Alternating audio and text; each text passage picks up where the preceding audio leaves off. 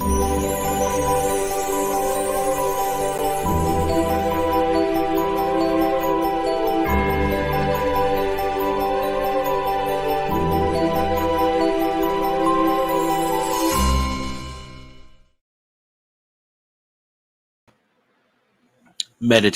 for Every Day in the Year by Bishop Richard Challoner. January 21st, on our last end. Consider first, my soul, why thou camest hither. What is thy business in this mortal life? For what end has God made thee? Upon what errand has he sent thee hither? This should have been the subject of thy meditation from thy first coming to the use of reason. And hast thou ever yet seriously thought of it?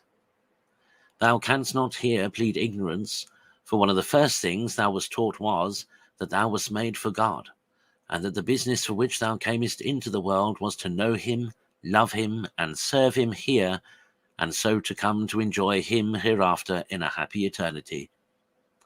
Oh, how noble, how glorious, how blessed is this end for which thou wast made. Oh, how good is thy God, who has made thee for himself and for heaven, and even from all eternity has designed this happiness for thee.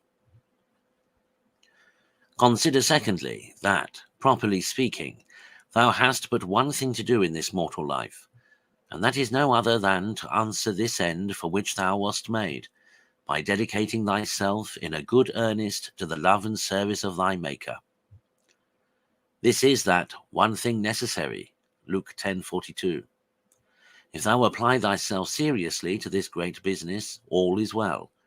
If thou neglect this, all will be lost, whatever success thou mayest meet with in anything else. Oh, what will it avail a man to gain the whole world if he lose his own soul, and with his soul lose his God and a happy eternity?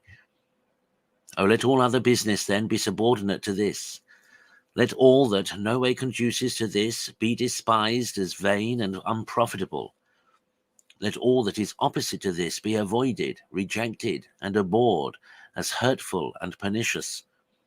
Oh, how true is it, vanity of vanities, and all is vanity, besides the loving God and serving him alone.